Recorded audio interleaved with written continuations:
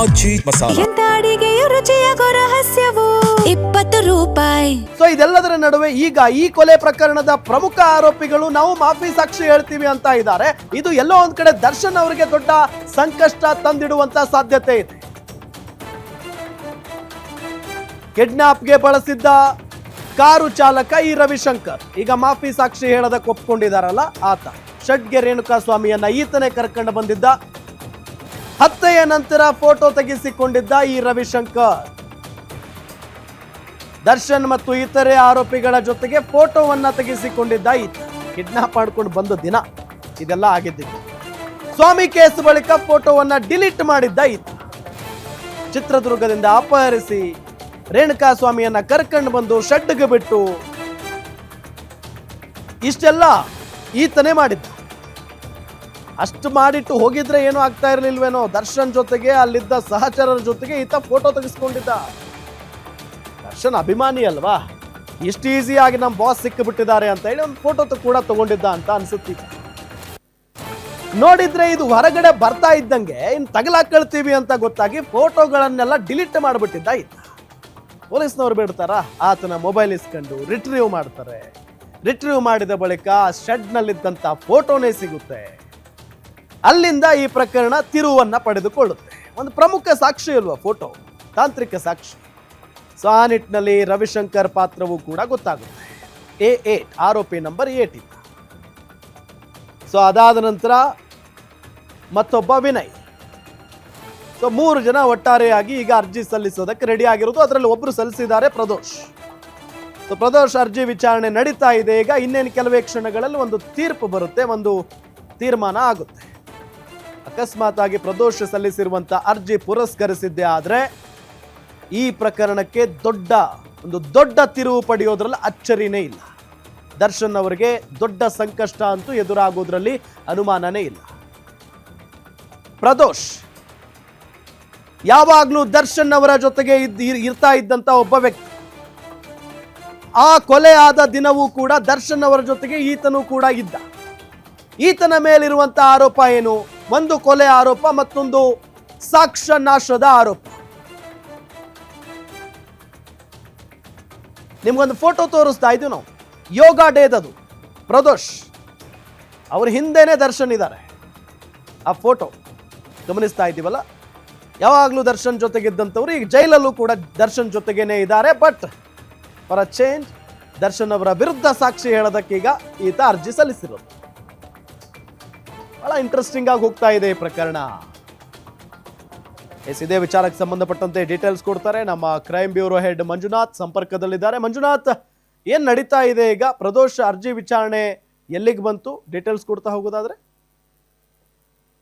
ರಾಮ್, ರೇಣುಕಾಸ್ವಾಮಿ ಕೊಲೆ ಪ್ರಕರಣದಲ್ಲಿ ಆರೋಪಿಯಾಗಿರ್ತಕ್ಕಂಥ ಪ್ರದೋಷ್ ನನ್ನನ್ನ ಮಾಫಿ ಸಾಕ್ಷಿಯನ್ನಾಗಿ ಪರಿಗಣಿಸಬೇಕು ಅಂತಕ್ಕಂಥ ಒಂದು ಅರ್ಜಿಯನ್ನ ತಮ್ಮ ವಕೀಲರ ಮುಖಾಂತರ ಸಲ್ಲಿಸಿದ್ರು. ಆ ಅರ್ಜಿ ವಿಚಾರಣೆ ಕೈಗೆತ್ತಿಕೊಂಡಿರ್ತಕ್ಕಂಥ 59ನೇ ಸೆಷನ್ಸ್ ಕೋರ್ಟ್ ವಿಚಾರಣೆ ನಡೆಸ್ತಕ್ಕಂಥ ಸಂದರ್ಭದಲ್ಲೇ ಇತರೆ ಇಬ್ಬರು ಆರೋಪಿಗಳಾದಂತ ವಿನಯ್ ಮತ್ತೆ ರವಿಶಂಕರ್ ನಮ್ಮನ್ನು ಮಾಫಿ ಸಾಕ್ಷಿಯನ್ನಾಗಿ ಪರಿಗಣಿಸಬೇಕು, ನಾವು ಅರ್ಜಿಯನ್ನ ಮಧ್ಯಾಹ್ನದ ನಂತರ ಸಲ್ಲಿಸ್ತೇವೆ ಅಂತಕ್ಕಂಥ ಒಂದು ಮನವಿಯನ್ನ ಮಾಡಿಕೊಂಡ್ರು.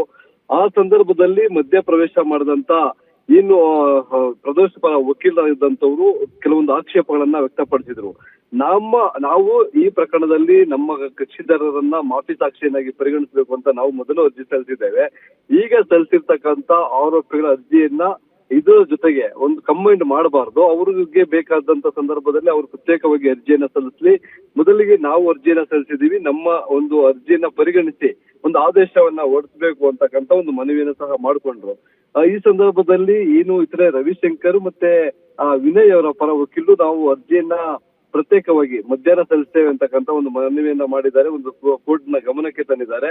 ಹೀಗಾಗಿ ಅವರ ಒಂದು ಹೇಳಿಕೆಯನ್ನ ಬದಿಗಿಟ್ಟು ಸದ್ಯ ಪ್ರದೋಷ್ ಸಲ್ಲಿಸಿರ್ತಕ್ಕಂಥ ಅರ್ಜಿಗೆ ಸಂಬಂಧಪಟ್ಟಂತೆ ಒಂದು ವಿಚಾರಣೆಯನ್ನ ನಡೆಸ್ತಾ ಇರ್ತಕ್ಕಂಥದ್ದು. ಇದಕ್ಕೆ ಸಂಬಂಧಪಟ್ಟಂತೆ ಈಗ ಇವರು ಅರ್ಜಿಯನ್ನು ಸಲ್ಲಿಸಿದ್ದಾರೆ, ಅದಕ್ಕೆ ಸಂಬಂಧಪಟ್ಟ ಅದನ್ನ ಪುರಸ್ಕಾರ ಮಾಡಬೇಕು ಅಥವಾ ಬೇಡ ಅನ್ನೋದ್ರ ಬಗ್ಗೆ ಮುಂದೆ ನಡೀತಕ್ಕಂತ ವಿಚಾರಣೆ. ಆ ಸಂದರ್ಭದಲ್ಲಿ ಪ್ರಾಸಿಕ್ಯೂಷನ್ ಅವರು ಏನು ಅಬ್ಜೆಕ್ಷನ್ ಅನ್ನ ಮಾಡ್ತಾರೆ, ಒಂದು ವೇಳೆ ಇವರ ಒಂದು ಅರ್ಜಿಯನ್ನ ಪುರಸ್ಕರಿಸಿದ್ದೆ ಆದ್ರೆ ಕೋರ್ಟ್ ಮುಂದೆ ಏನು ಸತ್ಯವನ್ನೇ ಹೇಳ್ತಾರೆ ಅನ್ನೋದ್ರ ಬಗ್ಗೆ ಯಾವ ನಂಬಿಕೆ ಇದೆ ಅನ್ನೋದ್ರ ಬಗ್ಗೆ ಕೆಲವೊಂದಷ್ಟು ಆಕ್ಷೇಪಗಳನ್ನ ವ್ಯಕ್ತಪಡಿಸುವಂತ ಸಾಧ್ಯತೆ ಇದೆ.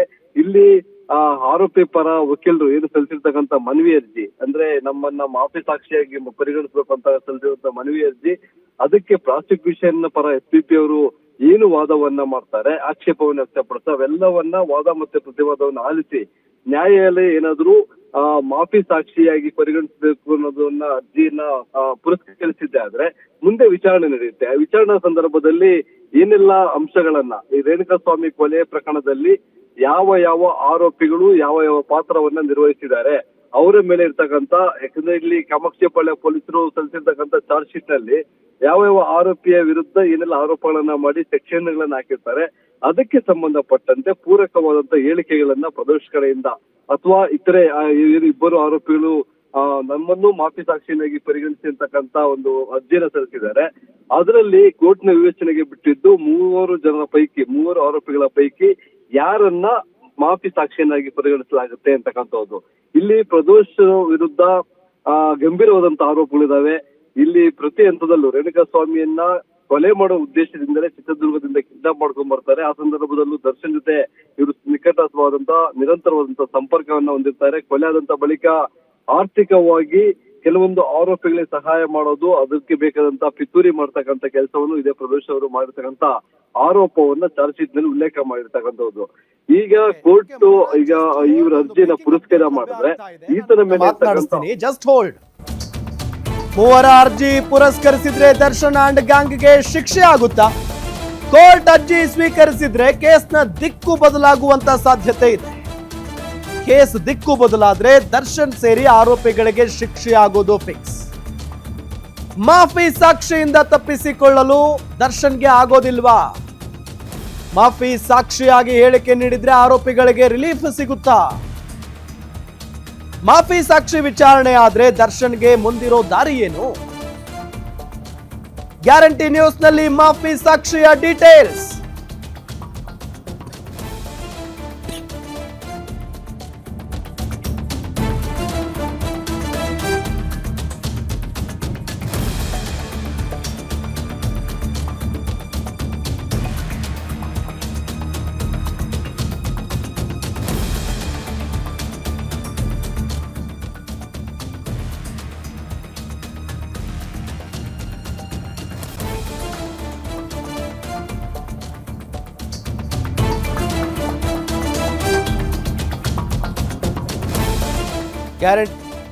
ಗಮನಿಸ್ತಾ ಇದ್ದೀವಿ. ಈಗ 3 ಜನ ಮಾಫಿ ಸಾಕ್ಷಿ ಹೇಳೋದಕ್ಕೆ ಒಪ್ಕೊಳ್ತಾ ಇದ್ದಾರೆ. ಮೂವರ ಅರ್ಜಿ ಪುರಸ್ಕರಿಸಿದ್ರೆ ದರ್ಶನ್ ಅಂಡ್ ಗ್ಯಾಂಗ್ಗೆ ಶಿಕ್ಷೆ ಆಗ್ಬಿಡುತ್ತಾ? ಕೋರ್ಟ್ ಅರ್ಜಿ ಸ್ವೀಕರಿಸಿದ್ರೆ ಕೇಸ್ನ ದಿಕ್ಕು ಬದಲಾಗೋ ಸಾಧ್ಯತೆ ಇದೆ. ಕೇಸ್ ದಿಕ್ಕು ಬದಲಾದ್ರೆ ದರ್ಶನ್ ಸೇರಿ ಆರೋಪಿಗಳಿಗೆ ಶಿಕ್ಷೆ ಫಿಕ್ಸ್. ಮಾಫಿ ಸಾಕ್ಷಿಯಿಂದ ತಪ್ಪಿಸಿಕೊಳ್ಳೋದಕ್ಕೆ ದರ್ಶನ್ಗೆ ಆಗಲ್ವಾ? ಮಾಫಿ ಸಾಕ್ಷಿ ಅರ್ಜಿಯನ್ನ ಒಪ್ಪಿದ್ರೆ ಆ ಆರೋಪಿಗೆ ಕೆಲ ಷರತ್ತುಗಳೊಂದಿಗೆ ಕ್ಷಮಾದಾನ ಇರುತ್ತೆ. ಆ ವ್ಯಕ್ತಿ ಪ್ರಕರಣದ ಬಗ್ಗೆ ಸಂಪೂರ್ಣ ಮತ್ತು ಸತ್ಯವಾದಂತ ಮಾಹಿತಿಯನ್ನ ನೀಡಬೇಕು. ಮಾಫಿ ಸಾಕ್ಷಿ ಅರ್ಜಿಯನ್ನ ಒಪ್ಪಿದ್ರೆ ಆ ಆರೋಪಿಗೆ ಕೆಲ ಷರತ್ತುಗಳೊಂದಿಗೆ ಕ್ಷಮಾದಾನ ಇರುತ್ತೆ. ಆ ವ್ಯಕ್ತಿ ಪ್ರಕರಣದ ಬಗ್ಗೆ ಸಂಪೂರ್ಣ ಮತ್ತು ಸತ್ಯವಾದಂತ ಮಾಹಿತಿಯನ್ನ ನೀಡಬೇಕು, ಸುಮ್ಮನೆ ಹೇಳೋದಲ್ಲ. ಕೆಲ ಷರತ್ತುಗಳೊಂದಿಗೆ ಆತನಿಗೆ ಕ್ಷಮಾದಾನ ಇರುತ್ತೆ. ಆ ವ್ಯಕ್ತಿ ಪ್ರಕರಣದ ಬಗ್ಗೆ ಸಂಪೂರ್ಣ ಮತ್ತು ಸತ್ಯವಾದಂತ ಮಾಹಿತಿಯನ್ನ ನೀಡಬೇಕಾಗುತ್ತೆ. ಮಾಫಿ ಸಾಕ್ಷಿ ಅರ್ಜಿಯನ್ನ ಒಪ್ಪಿದ್ರೆ ಆ ಆರೋಪಿಗೆ ಕೆಲ ಷರತ್ತುಗಳೊಂದಿಗೆ ಕ್ಷಮಾದಾನವನ್ನ ಕೂಡ ನೀಡಲಾಗುತ್ತೆ. ಆದರೆ ಆ ಪ್ರಕರಣದ ಬಗ್ಗೆ ಆತ ಸತ್ಯವನ್ನೇ ಹೇಳಬೇಕು, ಸಂಪೂರ್ಣವಾದಂತ ಮಾಹಿತಿಯನ್ನ ಕೊಡಬೇಕಾಗುತ್ತೆ. ಸುಮ್ಮನೆ ನಾನು ಮಾಫಿ ಸಾಕ್ಷಿ ಹೇಳ್ತೀನಿ ಅಂತ, ಫಾರ್ ಎಕ್ಸಾಂಪಲ್ ಈಗ ದರ್ಶನ್ ಅವ್ರನ್ನ ಬಚಾವ್ ಮಾಡಬೇಕು ಅನ್ನೋ ಕಾರಣಕ್ಕೆ ಅಲ್ಲೇನೋ ಸುಳ್ಳು ಹೇಳೋದು, ಇನ್ನೊಬ್ಬ ಆರೋಪಿಯನ್ನ ಬಚಾವ್ ಮಾಡಬೇಕು ಅನ್ನೋ ಕಾರಣಕ್ಕೆ ಸುಳ್ಳು ಹೇಳೋದು, ಸುಳ್ಳು ಮಾಹಿತಿ ಕೊಡೋದು, ಅದೆಲ್ಲ ಮಾಡಿಬಿಟ್ರೆ ಮತ್ತೆ ಈತನನ್ನ ಮಾಫಿ ಸಾಕ್ಷಿ ಅಂತೆಲ್ಲ ಪರಿಗಣಿಸೋದಕ್ಕಾಗಲ್ಲ. ಏನ್ ನಡೆದಿದೆ ಆ ದಿನ? ಮಾಫಿ ಸಾಕ್ಷಿಯ ವಿಶ್ವಾಸಾರ್ಹತೆಯನ್ನ ಪ್ರಶ್ನಿಸಬಹುದು, ಶಿಕ್ಷೆಯಿಂದ ತಪ್ಪಿಸಿಕೊಳ್ಳುವುದಕ್ಕೆ ಸುಳ್ಳು ಹೇಳ್ತಿದ್ದಾರೆ ಅಂತ ವಾದಿಸಬಹುದು.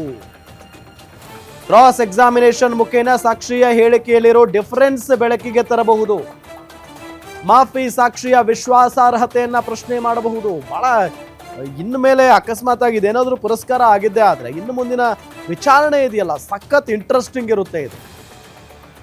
ಕ್ರಾಸ್ ಎಕ್ಸಾಮಿನೇಷನ್ ಮಾಡ್ತಾರೆ.